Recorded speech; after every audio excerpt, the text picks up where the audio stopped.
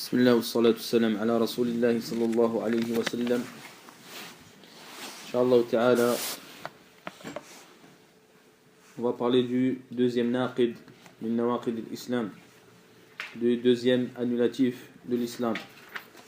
Alhamdulillah, on avait expliqué le premier qui était shirku billah azza wa jal. Puis le cheikh rahimahullah ta'ala il dit الثاني من جعل بينه وبين الله واسطة أو وسائط يدعوهم ويسألهم الشفاعة ويتوكل عليهم كفر إجماعا. Donc la traduction, c'est celui qui a mis entre lui et Allah des intermédiaires. Il les invoque, il leur demande l'intercession et il s'en remet à eux, dans le sens où il remet ses affaires à eux. Kafara ijma'an. Il a mécru avec le consensus de tous les savants. Où on verra plus tard, Inch'Allah ta'ala, si c'est le consensus des savants ou de al-muslimin umuman. Donc il dit, rahimahullah, man ja'ala baynahu wa bayna Allah wasa'it. C'est-à-dire celui qui a mis entre lui et Allah des intermédiaires. Vous remarquerez, mes très chers frères, que le premier naqid, c'est shirku billah azza wa jal. Et que le deuxième, c'est shirku billah azza wa jal aussi. Mais par son importance et le fait qu'il soit propagé fortement entre les gens à l'époque du Cheikh rahimahullah ta'ala et dans toutes les époques, eh bien le Cheikh là l'a cité tout seul. L'a cité tout seul. Donc c'est min bab atfu al-khas ala al-am. C'est comme s'il particulariser une chose qu'il avait citée précédemment qui était générale. Vous comprenez? Donc rahimahullah ta'ala, il a cité le fait de mettre des intermédiaires. Et les intermédiaires, c'est-à-dire que tu mets entre toi et une autre chose un intermédiaire pour atteindre ton objectif. Yani, tu vas mettre entre toi et une autre chose un intermédiaire pour atteindre ton objectif. En l'occurrence, dans le naqid dans lequel nous parlons, c'est-à-dire que les gens vont mettre entre eux et Allah Azza wa Jal un intermédiaire par lequel ils vont se rapprocher d'Allah Azza wa Jal, lui demander qu'il intercède pour eux auprès d'Allah Azza wa Jal. Donc ils vont faire pour lui, yani pour cet intermédiaire, toutes sortes d'adorations qui en réalité devrait être voué à Allah Azza wa Jal, qui en réalité devrait être voué à Allah subhanahu wa ta'ala. Donc le fait de mettre des intermédiaires entre Allah subhanahu wa ta'ala et l'adorateur, c'est-à-dire, eh bien, c'est exactement l'association qui était pratiquée par les associateurs de Quraysh. C'est exactement celle-ci que faisait Quraysh. C'est-à-dire qu'il voulait se rapprocher d'Allah Azza wa Jal, mais en utilisant des intermédiaires. Et ceci, je l'avais cité, Wallahu a'lam, je ne sais plus quand. C'est comme, il a dit, Cheikh l'Islam Taymiyyah rahimahullah ta'ala, les gens, lorsqu'ils veulent se rapprocher du roi, ou lorsqu'ils veulent que le roi réponde à une de leurs demandes. Et je parle, quand je dis le roi, c'est-à-dire un roi de ce bas monde. Donc qu'est-ce qu'ils vont faire? Ils vont demander aux proches du roi, à un des proches du roi, pour qu'il intercède auprès du roi pour que ses affaires soient réglées. Vous comprenez? Eh bien c'est exactement cela que faisait Quraysh. Lorsqu'ils adoraient les statues, c'était pour que ces statues intercèdent pour eux auprès d'Allah Azza wa Jal. C'est pour ça qu'il dit Cheikh l'Islam Ibn Taymiyyah rahimahullah ta'ala وَإِنْ أَثْبَتْتُمْ بَيْنَ اللَّهِ وَبَيْنَ خَلْقِهِ كَالْحِجَابِ الَّذِينَ بَيْنَ الْمَلِكِ وَرِعَايَتِهِ بِحَيْث يَكُونُونَ هُمْ يَرْفَعُونَ إِلَى اللَّهِ الْحَوَائِجِ فالله إنما يهدي عباده ويرزقهم. Il dit donc, lorsque les personnes vont mettre entre eux et Allah Azza wa Jal des gens, des créatures, comme un voile, c'est comme le fait de mettre c'est comme le voile qu'il y a entre le roi et ses serviteurs, yani les gens qui sont les gens en général de la masse. Donc ils vont amener à Allah Azza wa Jal, ils vont demander à Allah Azza wa Jal c'est leurs besoins. Leurs besoins. Et bien comme cela, ils vont demander au roi leurs besoins. Mais lorsqu'ils vont demander à Allah Azza wa Jal, cela-là, eh bien ils vont mettre entre eux et Allah une wasita, c'est-à-dire un intermédiaire. Et il dit, c'est la même chose. Eux, ils vont prendre les proches du roi pour que ils demandent au roi, pensant que leurs affaires vont être réglées et que leurs choses qui sont demandées vont être accordées. Donc il dit, rahimahullah ta'ala, وَهَؤُلَاء مُشَبِّهُونَ لِلَّهِ شَبَّهُ الْمَخْلُوقَ لِلْخَالِقِ وَجَعَلُوا لِلَّهِ أَنْدَادًا. Il dit à la fin de sa parole, ces gens-là ont donné un ressemblant à Allah Azza wa Jal. Ils ont comparé la créature au créateur, subhanahu wa ta'ala. Donc c'est pour cela que lorsque la personne, il prend un intermédiaire entre lui et Allah Azza wa Jal, eh bien, il a comparé Allah Azza wa Jal à sa créature. Il a comparé Allah Azza wa Jal à sa créature. Pensant que Allah Azza wa Jal, est-ce que vous pensez qu'Allah ne voit pas? Est-ce que vous pensez qu'Allah Azza wa Jal ne répond pas? Est-ce que vous pensez qu'Allah Azza wa Jal est incapable de répondre à vos demandes et à vos choses pour prendre un intermédiaire comme le roi? Pourquoi le roi a besoin d'un intermédiaire?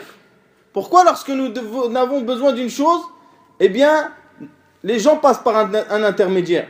Premièrement parce que les gens, ils pensent que, et c'est la réalité, que le roi il ne connaît pas les choses, toutes les choses. Donc il a besoin de l'information et l'information va lui être apportée par cet intermédiaire.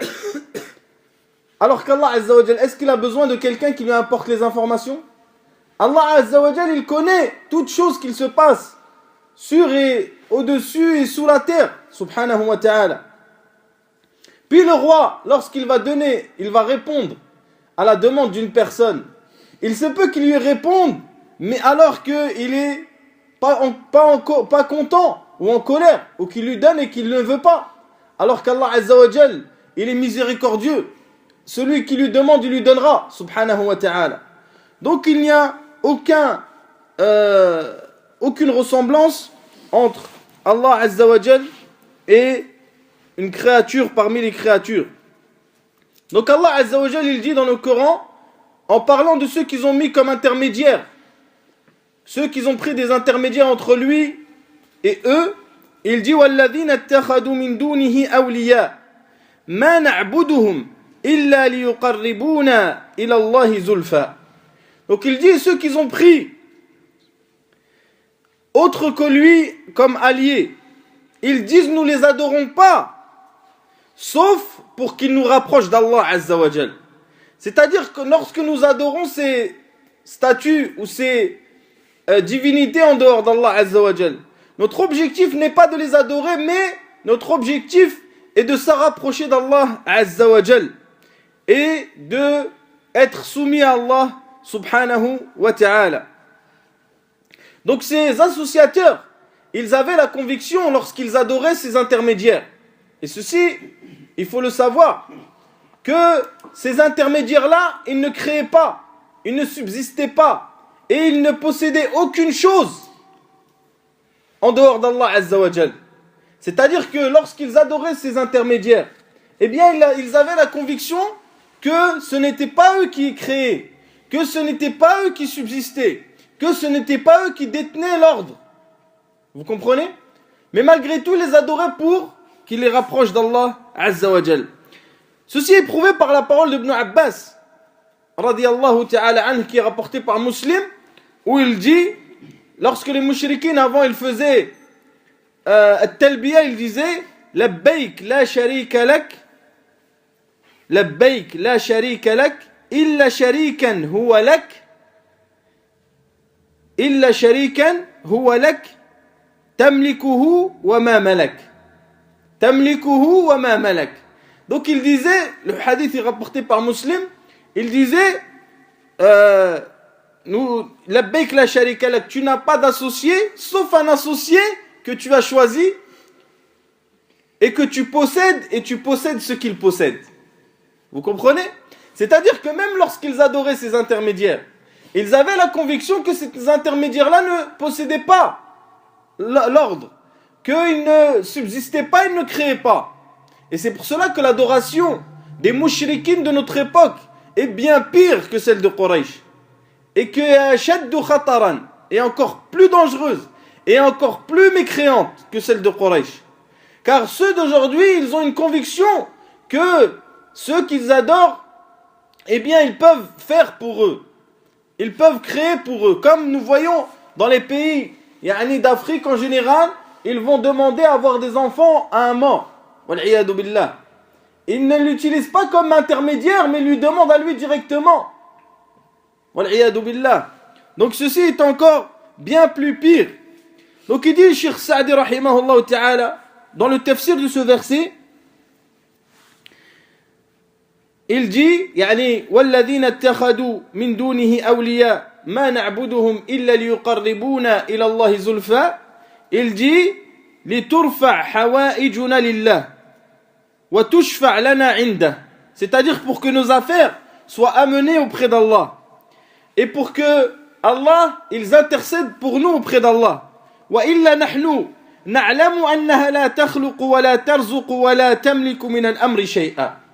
Il dit, mais nous savons, ils savent en parlant des mouchrikines, qu'elles ne subsistent pas, qu'elles ne créent pas et qu'elles ne possèdent rien de l'ordre. ثم قال وقاسوا الذي ليس كمثله شيء الملك العظيم بالملوك وزعموا بعقولهم الفاسدة ورأيهم السقيم أن الملوك كما أنه يوصل إليهم. Il dit la même chose qu'a dit Cheikh l'Islam précédemment. Il dit, ils ont fait une analogie entre Allah Azza wa Jal et les rois de ce bas monde. Dans le sens où, comme les rois de ce bas monde, tu les atteins en utilisant les ministres ou en utilisant les gens proches, ils ont pensé qu'il fallait passer par des intermédiaires pour arriver à demander à Allah Azza wa Jal, pour que ces intermédiaires-là demande à Allah Azza wa Jal. Ça, c'est ce qui se concerne la partie où ils demandent, yad'uhum. Ils invoquent ces intermédiaires pour que eux-mêmes invoquent ces personnes auprès d'Allah Azza wa Jal, demandent pour eux. En ce qui concerne le fait de demander shafa'a, Allah Azza wa Jal dit وَيَعْبُدُونَ مِن دُونِ اللَّهِ مَا لَا يَضُرُّهُمْ وَلَا يَنْفَعُهُمْ وَيَقُولُونَ هَؤُلَاء shufa'auna 'inda Allah. Et il dit, Allah Azza wa Jal, et ils adorent en dehors d'Allah Azza wa Jal ce qui ne leur fait aucun mal ni aucun bien, et ils disent, ceux-là sont nos intercesseurs auprès d'Allah Azza wa Jal. Donc ils ont considéré ces intermédiaires comme des intercesseurs pour eux, qui vont intercéder auprès d'Allah Azza wa Jal en leur faveur. Donc c'est pour cela que celui qui a mis entre lui et Allah un intermédiaire, qui les invoque, ou qui leur demande l'intercession, ou qu'il veut de l'intercession, أو توكل عليهم, on verra ça plus tard, كفر إجماعا. كفر إجماعا. قال شيخ الإسلام تيمية رحمه الله تعالى ومن جعل الملائكة أو الأنبياء. Et vous remarquez que Cheikh l'Islam Taymiyyah, lorsqu'il parle, il a dit, et celui qui prend les anges ou les prophètes, wasa'it, yad'uhum wa yas'aluhum jalbu al-manafi' wa saddu al-faqat wa tafrij al-kurubat, fahuwa kafirun bi ijma' al-muslimin. Bi ijma' al-muslimin, laysa bi ijma' al-ulama. C'est-à-dire que tous les musulmans sont d'accord pour kaffar cette personne et le considérer comme étant un mécréant. Donc il dit sur l'islam, celui qui a pris des anges ou des prophètes comme intermédiaires, il les invoque, il leur demande le bien et le fait de repousser le mal, eh bien ceci est un mécréant avec le consensus de tous les musulmans. Pourquoi Cheikh l'Islam il a pris comme wasa'it al-malaika ou al-anbiya? Parce que al-malaika ou al-anbiya, c'est eux qui ont le plus grand rang auprès d'Allah Azza wa Jal. فإذا كان لا يجوز اتخاذهم واسطة فغيرهم من باب أولى. Si nous n'avons pas le droit de prendre le prophète alayhi salatu wassalam et les anges qui sont les créatures les plus proches d'Allah Azza wa Jal comme intermédiaires entre nous et Allah Azza wa Jal, et bien sûr je parle de l'intermédiaire dans le sens où on l'invoque et on lui demande, eh bien autres que eux qui sont plus bas qu'eux auprès d'Allah, eh bien nous ne devons pas les prendre comme intermédiaires. Donc celui qui a pris n'importe quel intermédiaire, que ce soit un ange ou un prophète ou un pieux ou un mort, et qu'il l'a invoqué et qu'il lui a demandé en dehors d'Allah Azza wa Jal, ou qu'il a égorgé pour lui, ou qu'il a fait la promesse pour lui, eh bien celui-là est un kafir, un mushrik billahi Azza wa Jal, wa yajibu al-hukmu alayhi bil kufr. Et nous devons de le considérer comme étant un mécréant. Maintenant, ce qu'il faut savoir, mes très chers frères, c'est qu'il y a deux catégories d'intermédiaires. Il y a deux catégories d'intermédiaires. Il y a un intermédiaire qui est que si nous renions cet intermédiaire, eh bien nous sommes des mécréants. Et il y a l'intermédiaire que si nous le prenons comme intermédiaire, eh bien nous sommes des mécréants aussi. Et c'est ceci ce qu'a dit Cheikh l'Islam Ibn Taymiyyah rahimahullah ta'ala. Il dit in arada annahu la budda min wasita. S'ils veulent dire par l'intermédiaire ou qu'il faut un intermédiaire, la budda min al-wasita لتبليغنا أمر الله فهذا حق فإن الخلق لا يعلمون ما يحبه الله ويرضاه وما أمر به وما نهى عنه. Il a dit d'autres paroles إلا بالرسل الذين أرسلهم الله تعالى إلى عباده. Il dit les gens ne connaissent pas ce qu'Allah aime et ce qu'Allah veut et l'ordre d'Allah et son interdit et ses noms et ses attributs, etc. pas que par un intermédiaire qui est les prophètes.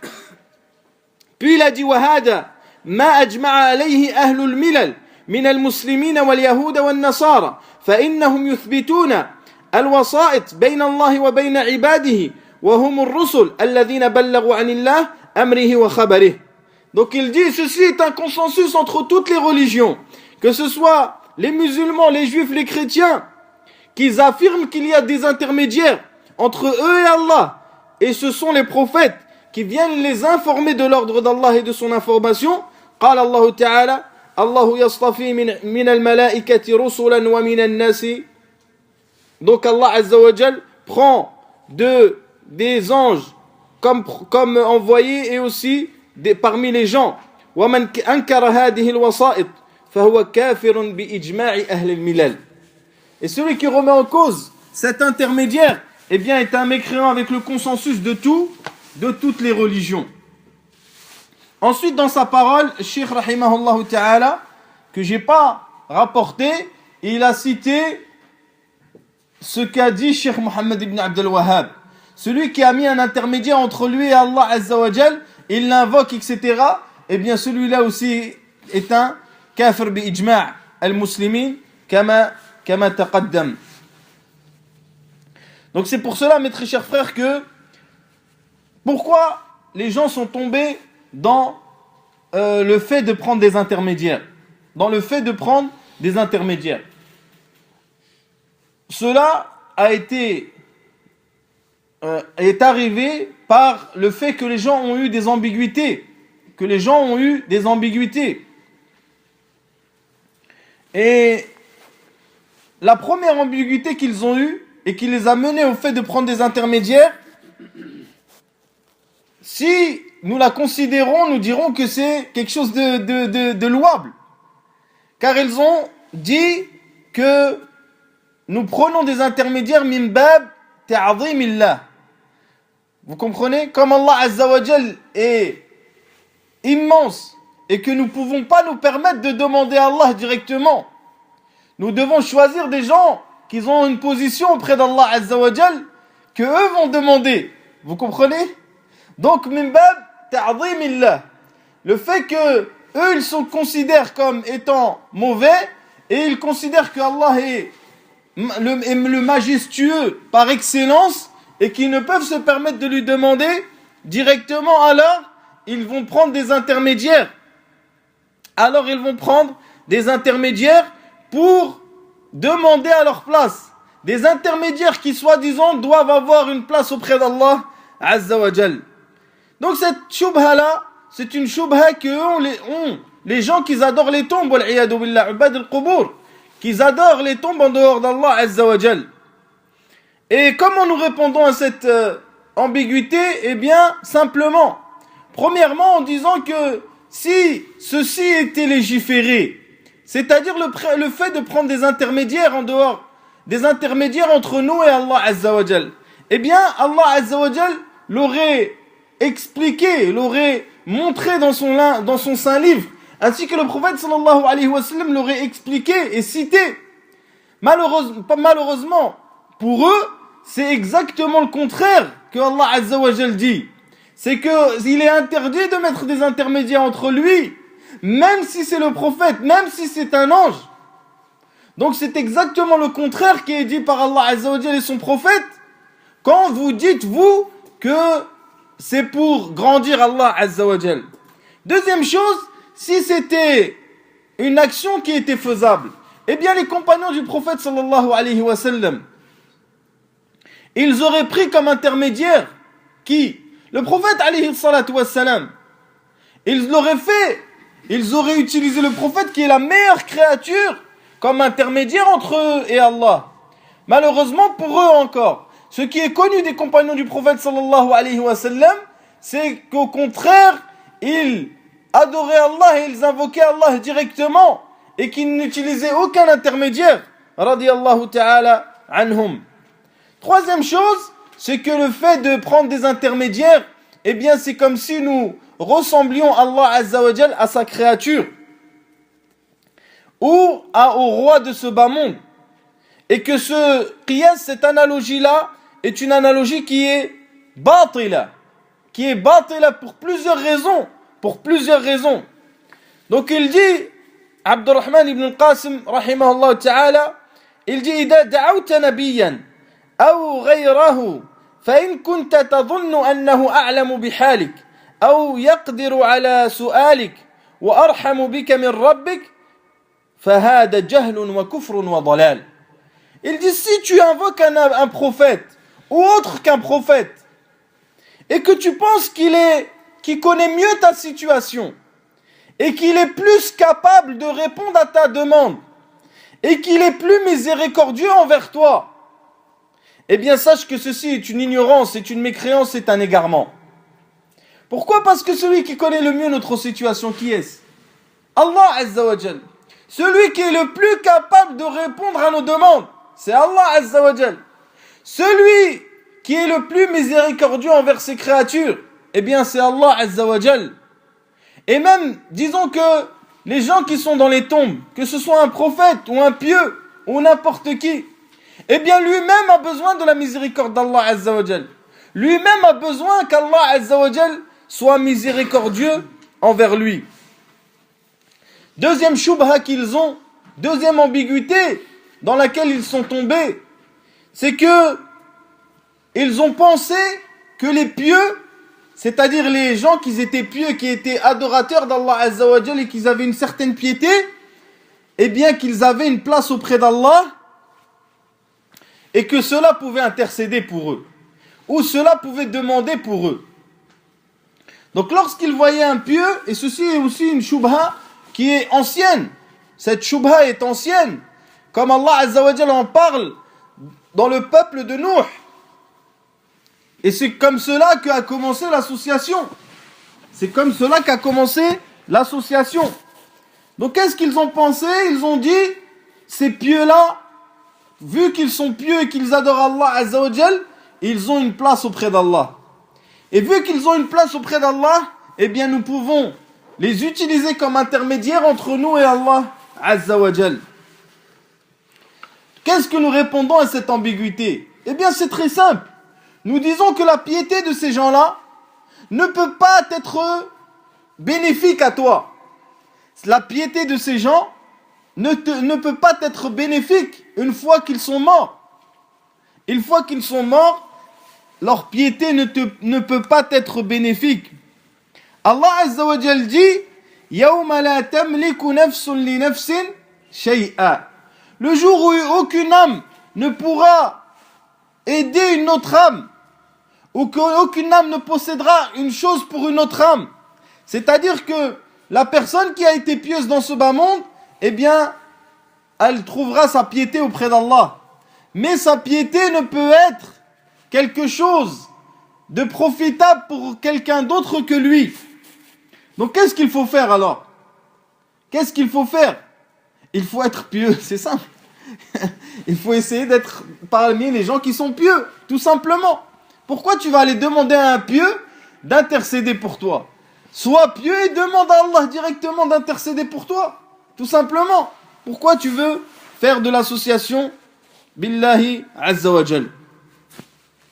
Donc il faut savoir, mes très chers frères, que le fait de prendre un intermédiaire en dehors d'Allah Azza wa Jal a une relation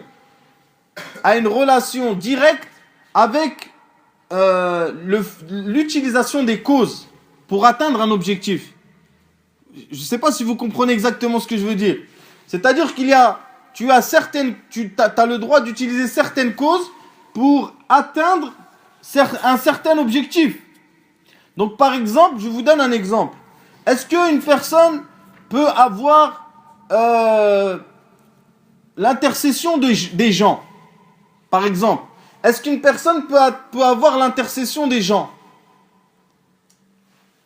Des gens qui sont vivants à son époque, par exemple. Nous disons oui. Comment les gens vont dire comment ça? On va dire que le prophète sallallahu alayhi wa sallam, il a dit, si un certain nombre de personnes pris, dans une version c'est 40 personnes, pris sur la dépouille de telle personne, eh bien ils vont intercéder pour lui le jour de la résurrection. Vous connaissez ce hadith? Donc, on a utilisé quoi? Une cause qui est le fait que les gens prient en masse sur cette personne pour avoir leur intercession. Est-ce que cette cause qui est utilisée est une cause légiférée? Oui, puisque le prophète sallallahu alayhi wa sallam l'a légiféré.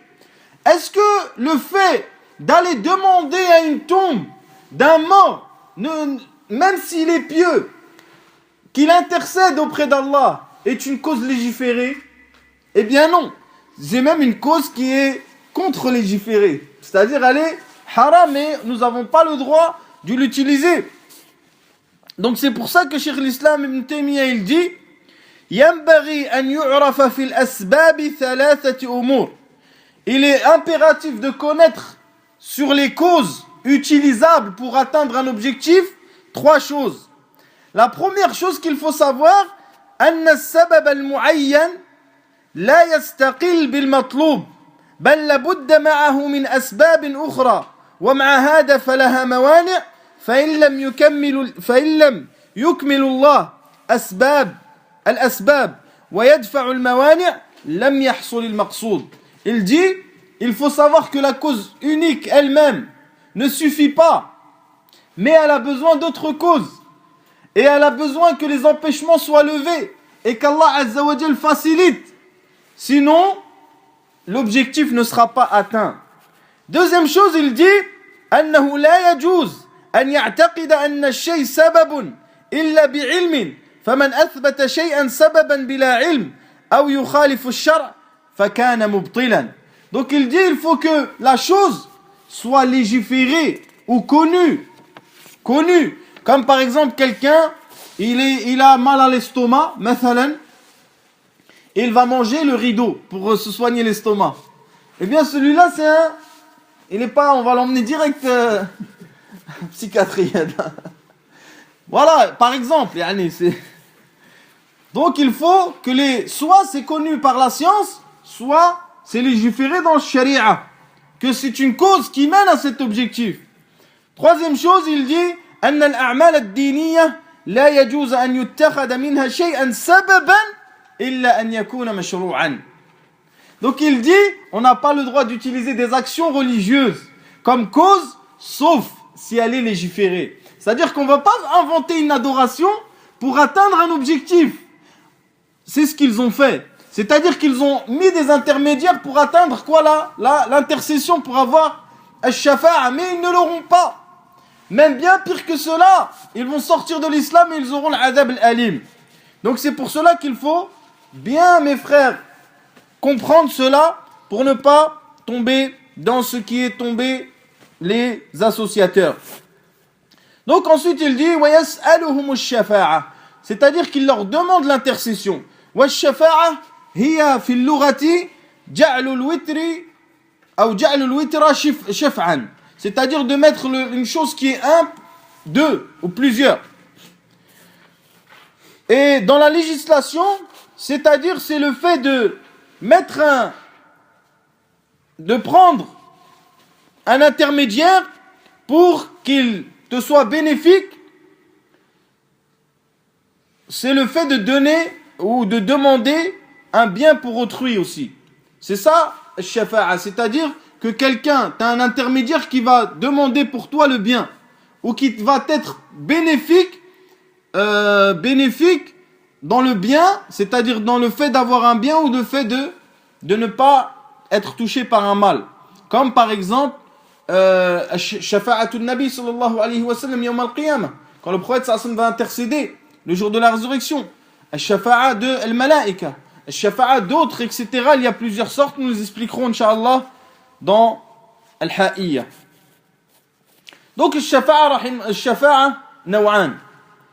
الشفاعة نوعان. النوع الأول الشفاعة المنفية. C'est-à-dire c'est l'intercession qui est reniée. L'intercession qui est rejetée, reniée. Celle-ci, c'est celle qui est demandée à autre qu'Allah Azza wa Jal. C'est-à-dire que tu demandes l'intercession à autre que lui, subhanahu wa ta'ala. Ça, il l'appelle الشفاعة المنفية. أما الشفاعة الثانية فهي الشفاعة المثبتة. C'est-à-dire c'est l'intercession qui est présente. Qui est présente. Et c'est celle qui est demandée à Allah Azza wa Jal. ولا تكون هذه الشفاعة إلا لأهل التوحيد والإخلاص. C'est-à-dire que cette intercession ne sera que pour les gens de l'unicité et les gens de la sincérité. Et cette intercession, elle doit respecter 3 conditions. Sinon, elle ne sera pas. Première condition, c'est idnullah. C'est qu'Allah Azza wa Jal autorise cette intercession. Deuxième condition, c'est la satisfaction d'Allah sur le shafi', celui qui va intercéder. Troisième, c'est qu'Allah soit satisfait de celui sur lequel nous intercédons. Donc il y a trois conditions qu'il faut respecter. Allah Azza wa Jal dit وَكَمْ مِنْ مَلَكٍ فِي السَّمَاوَاتِ لَا تُغْنِي شَفَاعَتُهُمْ شَيْئًا إِلَّا مِنْ بَعْدِ أَنْ يَأْذَنَ اللَّهُ لِمَنْ يَشَاءُ وَيَرْضَى. Donc il dit, il y a combien d'anges dans les cieux que leur intercession ne servira à rien, sauf après que Allah Azza wa Jal ait donné son autorisation à ce qu'il veut et qu'il soit satisfait. Donc il faut absolument qu'il y ait l'autorisation d'Allah, qu'il ait la satisfaction du shafi', celui qui intercède, et celui sur lequel nous intercédons. ثم قال رحمه الله تعالى ويتوكل عليهم. ويتوكل عليهم. التوكل هو الاعتماد على الشيء وتفويض الأمور إليه. التوكل, c'est le fait de s'appuyer sur une chose et de remettre ses affaires à elle. Et de remettre ses affaires à elle. Et le tawakkul, c'est une qualité, une des plus grandes qualités qu'ont les croyants. Et plus la foi de la personne augmente, et plus son tawakkul augmente. Et plus la foi de la personne baisse, et plus son tawakkul, le fait de se remettre à Allah, baisse. Et le tawakkul fait partie intégrante de la base de la foi. Donc le tawakkul, mes très chers frères, il est de plusieurs catégories. La première catégorie, c'est le fait de se remettre à une chose dans une affaire que ne peut régler que Allah Azza wa Jal. أن يتوكل في أمور لا يقدر عليها إلا الله. C'est-à-dire qu'il se remette à une chose sur une affaire que seul Allah Azza wa Jal peut régler. فهذا شرك أكبر. Ça, c'est une association majeure qui sort la personne de l'islam.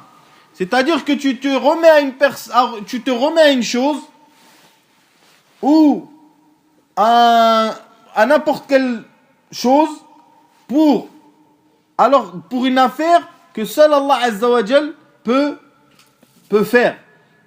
Ceci est une association majeure. Ceci est une association majeure. Le deuxième catégorie, c'est de se remettre aux causes, at-tawakkul fil asbab al-zahira, de se remettre aux causes apparentes, comme le fait de se remettre à un roi ou à un ministre dans la subsistance. C'est-à-dire comme les gens, par exemple, ils ont confiance sur le RSA qui tombe tous les mois, mathalan. Ils se remettent sur ça. Eh bien, cela est une association mineure. Ceci est un shirk asghar. Car il a mis sa confiance sur un roi, sur un ministre, etc. Troisième chose, c'est at-tawakkul ala annahu na'ibun. C'est-à-dire c'est que tu te remets à une chose, mais dans le sens où c'est quelqu'un qui te supplée dans tes affaires. C'est quelqu'un qui te supplée dans tes affaires. Et c'est pour ça qu'il l'appelle tawakkul al-wakala. C'est-à-dire que tu as une affaire, par exemple, tu as une affaire, un commerce, et tu mets quelqu'un à ta place et tu te remets à lui dans tes affaires. Eh bien, cela est autorisé. Ceci est jaïz et n'a pas de relation avec le shirk, vous comprenez? Alors que le premier et le deuxième, les deux sont du shirk. Le premier est du akbar et le deuxième du asghar. Est-ce qu'il faut savoir en rapport avec tawakkul? C'est que at-tawakkul la yunafi al-akhdhu bil asbab. Ça veut pas dire que quelqu'un il se remet à Allah Azza wa Jal, qu'il ne prend pas les causes et qu'il ne fait pas. Et ceci est une mauvaise compréhension, est même un égarement. Car at-tawakkul ala Allah min al-iman. Et le fait de prendre les causes est une chose obligatoire. Shar'an. La personne doit prendre les causes pour atteindre son objectif. Après, peut-être il l'atteindra, peut-être il ne l'atteindra pas. Selon la volonté d'Allah Azza wa Jal. Mais le fait de rester comme ça, comme les gens ils disent maintenant. Les gens ils disent par exemple, oui, pour manger, il faut prendre les causes. Sahih ou non? Les gens quand ils parlent de vivre de la vie, ils connaissent tous. Il faut khidam, il faut se lever à 6h du matin, etc. Et ceci est normal. Mais lorsqu'il s'agit de din, lorsqu'il s'agit de la religion, et pour être pieux, est-ce que aussi ça on doit pas faire, on doit dire non, on attend qu'Allah il fasse de nous des pieux? Là aussi il faut prendre les causes, qui sont le fait d'adorer Allah Azza wa Jal, de se soumettre à lui, d'apprendre sa religion pour atteindre les degrés. Donc il y a des causes à prendre pour atteindre les objectifs. Ensuite Allah Azza wa Jal, soit il va te donner ta demande, soit il ne te waffaq pas à atteindre ta demande. Donc pour dire mes très chers frères, pour finir, que an-naqidu thani, c'est-à-dire l'annulatif numéro 2, eh bien c'est une particularisation du annulatif numéro 1. Et que c'est un naw' min anwa' al-shirk, c'est une catégorie parmi les nombreuses catégories de l'association. Et c'est l'association qui était répandue au temps du prophète sallallahu alayhi wa sallam Et c'est l'une des associations qui est les plus répandues à notre époque et dans toutes les époques. C'est-à-dire de mettre des intermédiaires entre nous et Allah Azza wa Jal. Et que celui qui fait cet annulatif, eh bien il a mécru en Allah Azza wa Jal, il est sorti de l'islam, et ceci avec le consensus de tous les musulmans. Subhanak wa bihamdik, shahadu an la ilaha illa ant, astaghfiruka wa atubu ilayk.